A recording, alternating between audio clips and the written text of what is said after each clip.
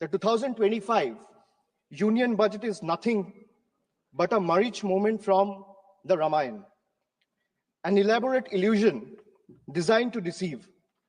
Just as the demon marriage took the golden form of deer to lure Ma Sita away, the NDA government has crafted a shiny, dazzling budget promising prosperity while hiding the economic catastrophe beneath. This budget might shimmer, but it's hollow as a treasure chest filled with air. It has flashy promises of tax cuts, economic growth, infrastructure hype to distract the common man, but beneath this illusion lies a brutal reality. Hidden indirect taxes, soaring inflation, slashed public spendings, and last but not the least, corporate giveaways. Just as Ma Sita was misled, the common people are being pulled away from financial stability straight into a fiscal wrecking ball. This government proudly proclaims no income tax for incomes up to 12 lakh rupees. But behind the scenes, they silently ensure the lost revenue is recovered through rising fuel prices, inflated service charges, hidden taxes on daily essentials, and the middle class, much like Lakshman warning Ma Sita, is skeptical, but BJP's propaganda and PR machinery is desperately working overtime to ensure that the common man and the people of this country still chase the golden deer anyway. What is given by one hand is being swiftly taken by the other. Just as in Ramayana, by the time people realize and recognize the deception, the economy has already been handed over to the Ravanas of crony capitalism. While the common man is left struggling to afford groceries, fuel, travel, healthcare, and even a simple movie night, all while being taxed for merely just existing. Madam, the budget presented by the NDA government is a masterclass in half-truths, half accountability, half delivery of schemes, and half-hearted governance. From half-built houses under PMAY to half-achieved farmer income targets, the government continues to sell dreams while delivering only fragments of reality. Infrastructure projects remain half-finished, welfare schemes reach half the beneficiaries, and their failed economic policies cater to half the population, leaving the rest in uncertainty. This is not a vision for developed India. It's a half-baked agenda wrapped in propaganda. Make no mistake, much like demonetization, GST, and the draconian farm laws, the full extent of devastation will only be visible when the smoke clears. I'll start with half-truths. So the NDA government in Maharashtra launched the Ladki Behan.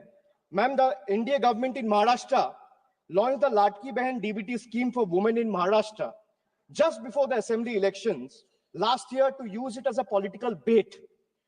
Now with the elections over, they have conveniently started scrutinizing beneficiaries, thus removing 60 lakh women from the scheme. This is yet another jumla running deep in your veins. And people see through this betrayal and they are watching. Another betrayal, ma'am. Before the elections, the government promised a legal guarantee for MSP. After the election, the promise have disappeared without a trace. Madam Finance Minister is here and I'm glad she's present in the House. She in her speech mentioned that, and she began her speech with a flourish on agricultural growth.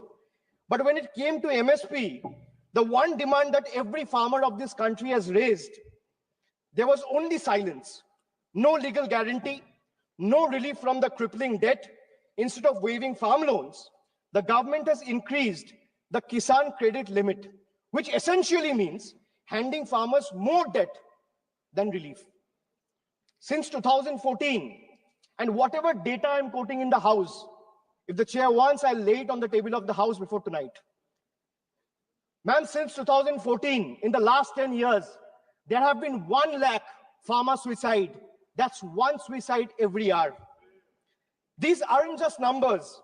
They're a grim reminder of a system that abandons those who feed the nation while they conveniently feed lies to the entire country. They boasted of digital India, but conveniently ignore the dire state of our schools. While flashy slogans flood social media, the harsh reality is PM Poshan remains stagnant, leaving millions of children without nutritious food. More than 50% of the children under the age of 5 suffer from chronic malnutrition, with 17% underweight, 36% stunted, and 6% wasted. A crisis screaming for attention. And yet, the budget for PM Poshan remains dejectedly inadequate, proving once again that the union government is invested more in headlines than hungry children. Another half-truth: before the elections, the NDA government or the ruling party, BJP, promised LPG cylinders for all.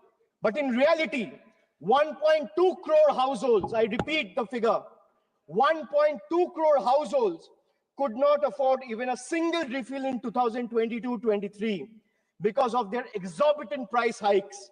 This is not upliftment. This is abandonment.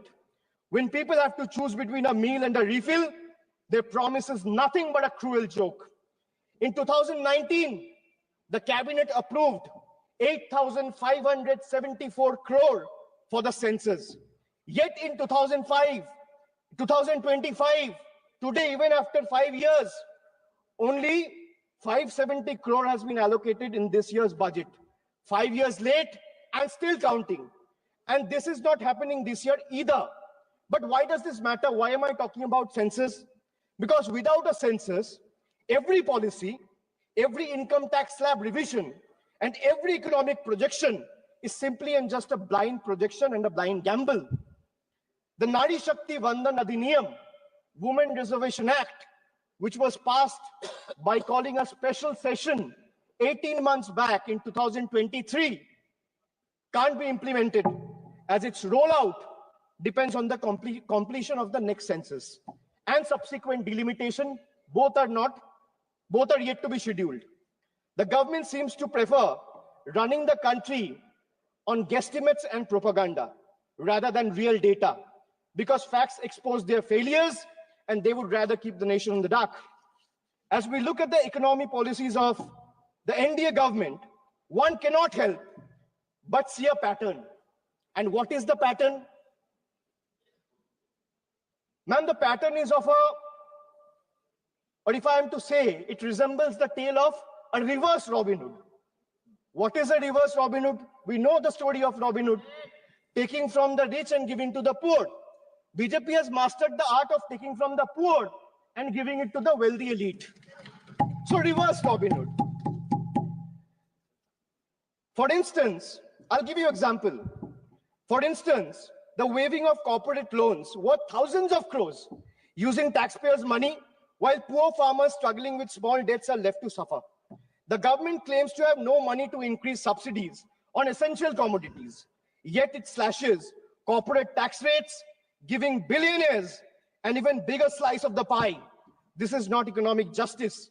This is economic favoritism at its worst. Then I talk about, or rather I'll come to half federalism. You know, all the members sitting in this house have never heard of this phrase. This is a phrase that I've coined. Half federalism. Why I say half federalism? I'll give you another example just to understand it better. Madam, in Bihar, BJP's ally, Janata Dal United or JDU, have 12 seats. That means BJP has 12 MPs in Bihar. And in Bengal, BJP has 12 MPs. BJP is in power in Bihar and BJP is not in power in Bengal. So Bihar gets bonanza, Bengal gets blockade. This is half federalism. Madam, not a single meaningful financial allocation has been made for the state of Bengal. This is a Bangla Birodhi budget. 1.7 lakh crore is still due to the state of West Bengal under various heads. This is a deliberate financial blockade, a calculated move to stifle Bengal's growth, prosperity, and development. West Bengal's spending due on Manrega to the tune of 7,000 crore still remains unpaid, depriving 59 lakh poor workers. The state has launched Karmashri scheme for providing employment opportunities to job card holders, paying 51 lakh workers from its own funds. The central government has not cleared 8,140 crores in housing dues for rural Bengal under Pradhan Mantri Awas Yojana, depriving 12 lakh beneficiaries.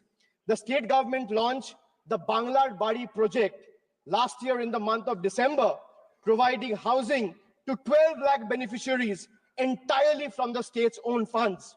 Why am I giving you these facts? Because all of you, especially the members sitting in the treasury benches, must know, even though you have deprived West Bengal, the state continues to stand tall as a true testament, an example of Atma Nirbharata, where the mind is without fear, where the head is held high. Chitto jeta bhoy shunno, uchcho jeta shir. While the center withhold funds and play politics with the people of Bengal and their livelihoods, Bengal refuses to beg. We build, we provide, we progress, we grow with or without their support. Bengal has more than doubled its export in the last 10 years. 57 lakh new MSMEs have been added, employing over 1 crore people. Bengal's handloom industry employs over 5 lakh workers, which is the second highest in the country. The state's broadband policy, formulated in 2020, resulted in investment of 7,500 crore in the telecom sector alone. Almost 3 lakh direct employment has been generated in IT companies. Bengal has over 88 lakh MSMEs, which is the second highest in the country. 1 out of 5 MSME are owned by women, which is highest in the country. 36% of workers in these enterprises are female, third highest in the country. Madam, now I'll come to health. India remains one of the lowest healthcare spenders globally, investing a mere 3% of its GDP, far behind China's 5% and United States of America's 16%. For a country of 140 crore people, this level of investment is not just inadequate, it's an outright betrayal of public health. The government has opened floodgates for 100% FDI in insurance, happily inviting foreign profits, but refuses to remove the crushing 18% GST on health insurance. So while the corporates enjoy free rein, the common man is taxed while they are fighting for their own lives. This is not reform. This is a rigged game where the poor and the downtrodden and the common people of the country are deliberately made to lose. Instead of strengthening government hospitals, this government prioritizes private insurance. Models like PMJAY, whose allocations shot up by 29%, essentially funneling public money into corporate pockets. Strengthening public health care could have benefited millions, but instead government chose to privatize healthcare under the guise of welfare. And if the government truly cared about public health, why has funding for mental health programs like National Tele-Mental Health Scheme has been slashed by 16%? Why is NIMHANS, which is the country's top health mental institute, facing budget cuts? The answer is simple. The government just doesn't care. If healthcare were a priority, this budget would be investing in real solutions, not just mere illusions.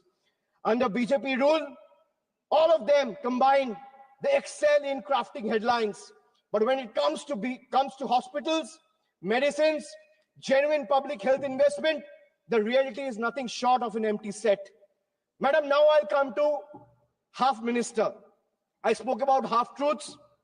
I spoke about half federalism. Now let's talk about half minister. Because our part-time railway minister is also juggling between two other ministries. One is electronics and IT, and the other one is information and broadcasting. Running the Indian Railways, which is considered as a lifeline for millions, is not a side gig, madam. But under BJP, governance has become a multitasking circus, delivering half-baked results everywhere. Why I say this? Because from the time this government came in, they have discontinued the railway budget. What they have done for safety? How many kilometers have been covered under Kavach? Between 2015 to 2024, there has been 678 consequential railway accidents. where more than 784 people have lost their lives, leaving more than 2,000 injured. No wonder tracks are crumbling, the tech sector is struggling, and the media is drowning in propaganda. Then, ma'am, I come to half-baked answers. I can ask 50 questions or 100 questions to the government, but let me ask only 5. Why did you promise the people of this country a $5 trillion economy by 2025? We are in 2025 today, in the month of February. And looking at the rate India is growing, that goal will not even be achieved by 2037. Forget about 2025. Why did you slash funds for LPG connection to poor households by 30% over revised estimates? Why have you slashed funds for crop insurance scheme by 25% over revised estimates? Why has the Data Protection Board of India given only 5 crore rupees when the cost of running parliament for a single day is more than 9 crore rupees? Why has the budget allocation for minority affairs have been slashed by 57%, decreasing significantly from 1,575 crores in 24-25 to 678 crores in 25-26. These are hard facts. These are data. Ma'am, now I come to half accountability. After half truths, after half federalism, after half minister, after half-baked answers, I come to half accountability. A government is expected to be 100% accountable. But this coalition government believes in half accountability. You all must be wondering, where is the other 50%? Well, that's conveniently covered by the Godi media. Because if you ask the media, according to them, this government is working 200%, is functioning at 200% efficiency. And in their world, in the media's world, there are no failures. Failures are invisible. Questions are forbidden. The only policy is propaganda. Ma'am, let me make just two quick points to prove their half accountability. In price rise, the food inflation in 2024 averaged at 8%. In October, food inflation was at 14-month high. The bottom 5% spends 66 rupees a day, while the cost of 2 veg thalis exceeds 150 rupees. Household savings have dipped to a 50-year low. In case of unemployment, youth unemployment is at a staggering 45%. 3 out of 10 graduates today are unemployed. Under PMKVY, only 18% of the trained candidates were placed. Over 90% of the workforce employed in the informal sector lack job security and benefits. Madam, now I'll come to half delivery. Now let me present before you a few examples of half delivered services. Time and again, this government has misled the people, making tall claims, but has failed to deliver where it truly matters. I'll start with Beti Bachao, Beti Padhao. Launched with much hype and fanfare to promote girl child education and welfare, yet over 80% of the scheme's budget was spent on publicity rather than spending it on the actual benefit for girls. Then I come to Jan Dhan Yojana, bank accounts without bank services. Under the Jan Dhan Yojana, 54.66 crore, that means 50 crore, 54 crore, 66 lakh accounts were opened. But 11 crore, 58 lakh accounts remains inoperative. And out of this 54 crore accounts, 33 crore, 67 lakh accounts have balance less than 1,000 rupees. This is a perfect example of financial inclusion in paper, but financial struggle in reality. Ma'am, they spoke about doubling farmers' income, a forgotten promise. They promised to double the farmers' income by 2022. We are in 2025. But today, farmers are drowning in debt, facing stagnant crop prices, rising input costs, and no legal MSP guarantee. Pradhan Mantri Fasal Bima Yojana benefit insurance companies more than the farmers. Smart cities mission, hype versus reality. They promised over 100 smart cities, but most projects today remain on paper or are rather incomplete. Basic infrastructure in many towns are crumbling, while funds remain underutilized or diverted to beautification projects. They spoke about making in India. That means they spoke about revolutionizing the manufacturing industry. But what is the reality and truth of Make in India? More imports, less manufacturing. Local industry today struggles under the rising imports from China, inconsistent policies, and low capital investment. Instead of boosting domestic production, India's trade deficit with China has skyrocketed over the years. Unemployment, they promised about 2 crore jobs every year, but in reality, unemployment remains at a 45-year high. They promised houses for all by 2022, yet another broken promise. In 2015, a promise was made to provide every household a home by 2022. 3 years later, in 2025, as the deadline passed, millions still await promised homes, highlighting delays and unmet expectations. Pattern, if you look at the pattern, big announcement and half execution, or rather zero execution. From infrastructure to education, health to employment, BJP's governance is a pattern of half delivery. Grand promises, incomplete execution, and shifting blame when failures are exposed. This budget is like, when I went through the budget, I was here when Madam Finance Minister presented the budget, but later I went through the budget document. Ma'am, all I realized is this budget is like those promises where you promise free meals, but charges exorbitantly for, giving a chair to sit, free water, service. So this budget is like a buffet that promises free meal, but charges exorbitantly for water, service, and cutlery. While taxpayers find momentary relief in minor reduction in income tax slabs, the government swiftly offsets these benefits through indirect taxes on fuel, essential commodities, rising road tolls, and higher consumer good prices driven by the increased GST rates. It's evident that these reliefs are nothing more than a mere illusion. Much like the Jio's once free data plans, attracting millions of users at a time, and then they raise the tariff sharply, which now comes monthly at a hefty price tag. The government claims to provide relief, but the reality for the middle class tells a different story.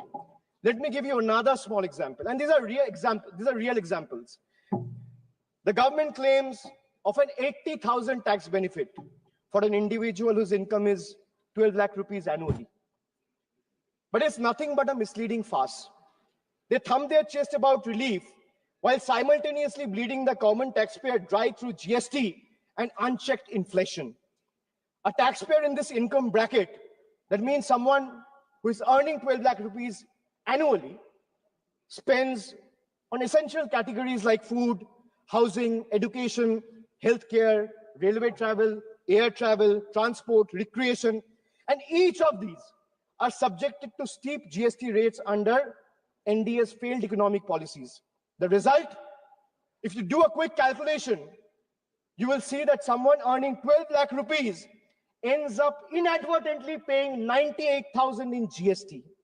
So the illusion of 80,000 tax benefit that BJP is desperately trying to sell, in reality is snatched away from GST alone.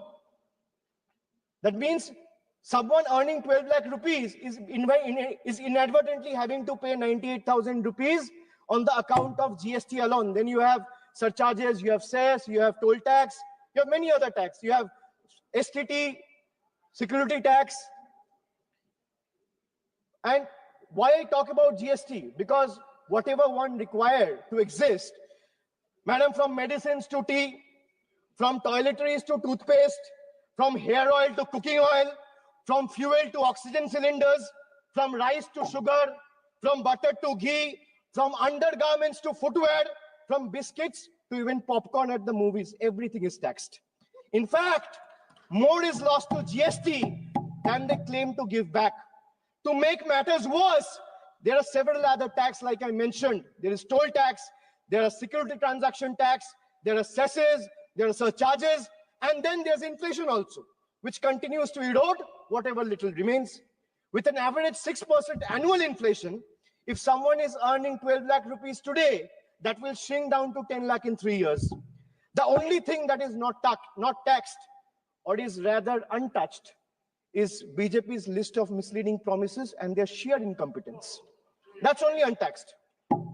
The budget remains completely failure, and the budget also reminds me from a scene from a popular movie of Three Idiots. All of us have seen the movie. It went very popular, and throughout caste, creed, and religion, everyone loved the movie. So, ma'am, the budget reminds me of the movie Three Idiots, where Amir Khan's character, Rancho, exposes the education system's obsession with rote learning over genuine understanding. Similarly, today's government reminds me of the deceptive college director virus. And the role of virus was played by, I'm not talking about the viruses present here. I'm talking about the college director virus whose role was played by Boman Irani. So the college director virus, what he used to do, he used to offer flashy numbers, grand schemes that prioritized ranking over real progress. Much like virus, the focus seems to be on the surface level over real achievements, presenting a polished image rather than addressing the true needs of the people. Or if we take a page from the history, the British during the colonial rule, they promised reforms while continue to exploit India's resources. BJP's budget follows the same playbook, advertising tax relief while ensuring the burden is transferred through hidden economic policies that favor big corporations and the elite, leaving small businesses and working class struggling. Madam, the budget presented over the last 1 decade perfectly sums up India and the BJP's version of Achhe Din, reflecting not just their grand narrative, but also the harsh reality of common people's struggle under the NDA's rule and regime. If I'm a citizen of India, I have to pay tax on the money I earn. If I'm a citizen of India, I have to pay tax on the money I spend. I'm a citizen of India, I have to pay tax on the things I buy. I have to pay tax on the things I sell. And moreover, pay tax on things that are already taxed, bought with money that is already taxed. Correct. Just imagine, you earn, you pay tax. You spend, you pay tax. You buy, you pay tax. You sell, you pay tax. And then you pay tax on things those are already taxed from the money that is already taxed. This sums up the budget completely. The people of India have woken up, and they will no longer be misled by these empty promises and false claims. The government must pay attention to the aspirations of 140 crore citizens. If they don't, they should brace themselves. What started as a teaser in June 2024 will soon become a full-blown blockbuster. After all, the saying goes, never underestimate the power of the common man. And they are all, every Indians who's watching this, who has seen the budget, who has voted in 24 and is going to vote again, exercise their franchise, they are far better scriptwriters than the BJP members of this house. India now sees the truth clearly. BJP stands for Bhashan, Jumla, and propaganda, where speeches replaces real action. And NDA stands for, well, no prize for guessing, not delivering anything. Thank you, Madam. Jai Hind. माननीय सदस्य Shri D Prasad Rao जी,